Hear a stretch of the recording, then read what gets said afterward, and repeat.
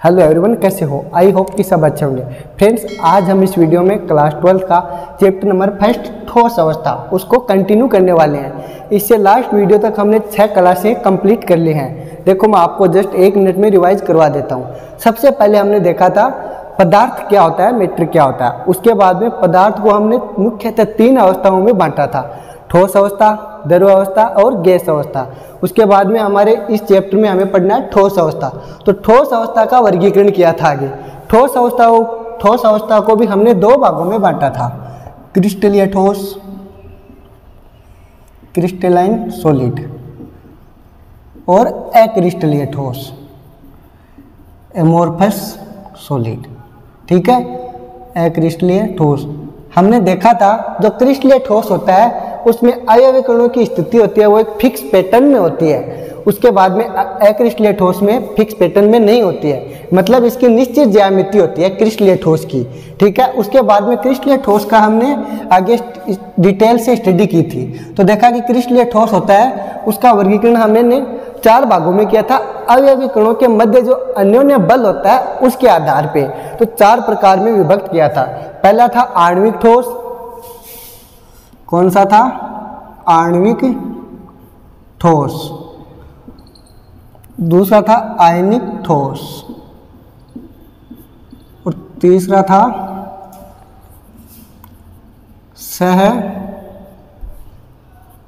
सहसंयोजक ठोस, और चौथा था धात्विक ठोस।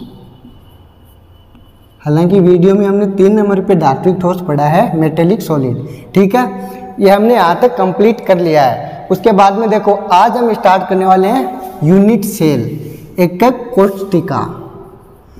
फ्रेंड्स, एकक कोष्ठिका क्या होती है? जिसे यूनिट सेल भी बोलते हैं ना इंग्लिश में, इसी को हम एकक सेल बोल देते हैं, है ना। तो देखो क्या होता है, इसको हम समझेंगे जैसे एक दीवार होती है।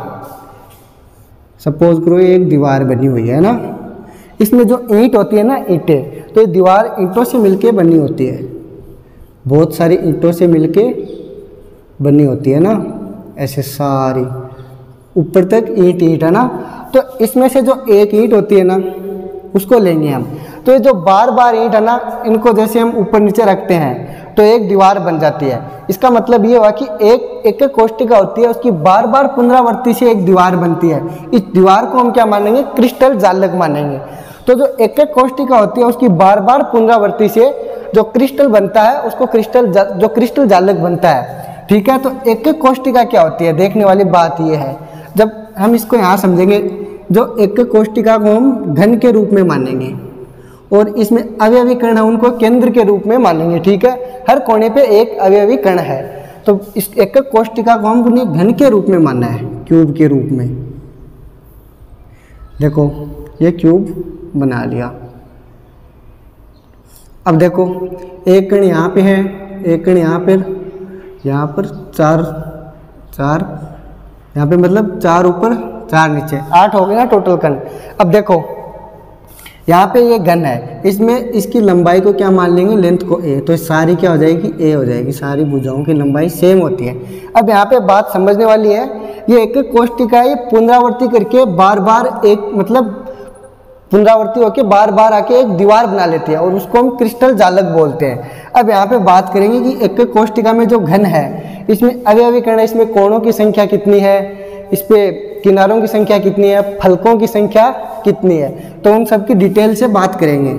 सो देखो, तो अब बात करते हैं इनमें। देखो, कोणों की संख्या, देखो कोणे कितने हैं? 1 2 3 4 5 6 7 8, तो इनकी संख्या कितनी हो गई?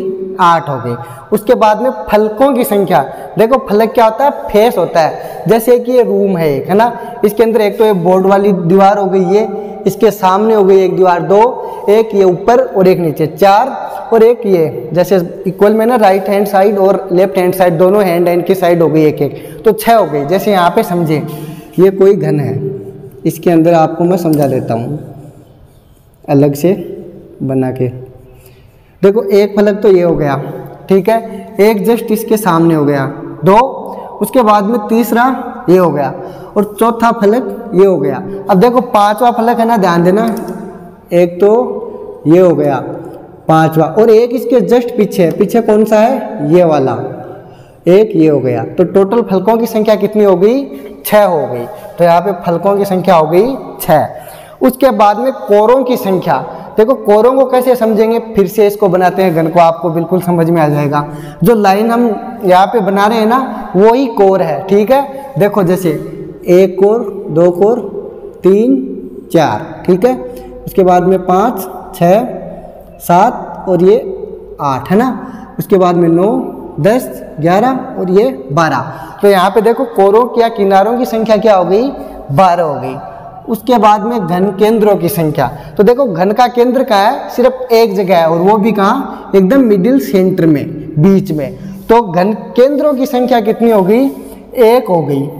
अब यहाँ पे घन विकिरणों की संख्या समझेंगे। देखो घन विकिरणों की संख्या, ये जो घन है इसमें समझो, तो इसमें एक तो यहाँ से लेके जो पीछे वाला है ना, ये वाला विकिरण यहाँ तक ये हो गया। सेम एक ऐसे यहाँ पे, यहाँ से लेके यहाँ तक हो गया। इसमें सिर्फ घन विकिरणों की संख्या 2 तो यहाँ पे हो गई सामने ये वाली, और 2 सेम इसके पीछे हो गई। तो घन विकिरणों की संख्या सेम कितनी होगी, 4 होगी। ये बात आप ध्यान रखना, इसमें कंफ्यूज होते हो घन विकिरणों की संख्या। और फलक विकिरणों की संख्या क्या होगी, देखो जो एक फलक होता है ना, उसमें 2 विकिरण होते हैं। कैसे होते हैं, जैसे कि ये एक फलक हो गया है ना, तो इसमें एक तो ये हो गया विकिरण और एक ये हो गया, 2 हो गए है ना। तो अब इसमें कितने फलक हैं, 6। तो टोटल देखो कितने टोटल 6 फलक हैं, और एक फलक में कितने हैं विकिरण, 2। तो देखो कितने हो जाएंगे, 12 हो जाएंगे। तो यहाँ पे इसमें फलक विकिरणों की संख्या हो जाएगी 12। यहाँ तक आपके समझ में आ गया होगा। तो देखो इसका आप स्क्रीनशॉट लो। उसके बाद में हम आगे जैसे कि इसके पैरामीटर्स की बात करें, तो देखो घन है ना, इसमें पैरामीटर्स की बात करें तो पैरामीटर्स तो 6 होते हैं। कितने होते हैं, 6, लेकिन कैसे होते हैं उनकी बात कर लेते हैं। ये एक घन बनाया, फिर से इसमें समझते हैं। देखो हमारी जैसे कि ये तो हो गई एक्सिस है ना, और ये वाली कौन सी हो गई, वाई एक्सिस, और ये जेड एक्सिस। हुई कि नहीं हुई, है ना। जैसे कि ऐसे हमने ग्राफ बनाया, तब बहुत बार देखा है ऐसा ग्राफ। ये 3 साइड होती है, एक्स वाई और जेड, है ना।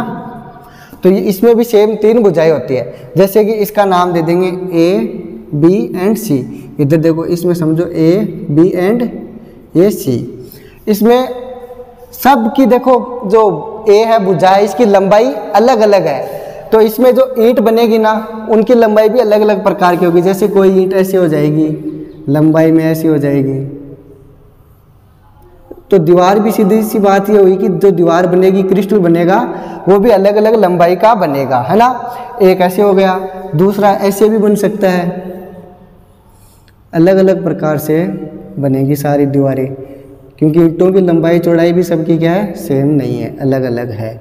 सेम ऐसे ए बी सी, कहाँ पे ये रही, ए बी एंड सी, ये भी क्या है, अलग अलग लंबाई की है। सो फ्रेंड्स देखो, इनके बीच में जो कोण बनेंगे ना, जैसे ए एंड बी है, इनके बीच में एक कोण बनेगा, एक बी एंड सी के बीच में बनेगा, और एक ए सी के बीच में बनेगा। जो अल्फा बीटा और गामा है ना कोण, वो बनेंगे। तो देखो ए और बी के बीच में क्या बनेगा, ए बी जो आ गया ना, तो बच गया कौन सा, गामा, गामा हो गया। बी और सी के बीच में क्या आएगा, अल्फा। और जो ए एंड सी है, इसके बीच में कौन सा कोण आएगा, बीटा। ठीक है, तो यहाँ पे देखो पैरामीटर 3 ही तो लंबाई हो गई, ए एंड बी एंड सी, 3 तो ये हो गई अक्षीय लंबाई। कितनी है, ए बी सी। और उसके बाद में अक्षीय कोणों की बात करें तो अक्षीय कोण कौन से हैं, अल्फा बीटा एंड गामा, 3 ही कोण हो गए। तो इसमें टोटल पैरामीटर कितने हुए, 6। सो फ्रेंड्स, ये कुछ इंपॉर्टेंट पार्ट था एक कोष्टिका से। उसके बाद में हम बात करेंगे संकुलन क्षमता की, निबिड़ संकुलन क्षमता की, जो नेक्स्ट वीडियो में देखने वाले हैं। सो फ्रेंड्स, मिलते हैं जल्दी, तब तक पढ़ते रहिए, मस्त रहिए। Thank you.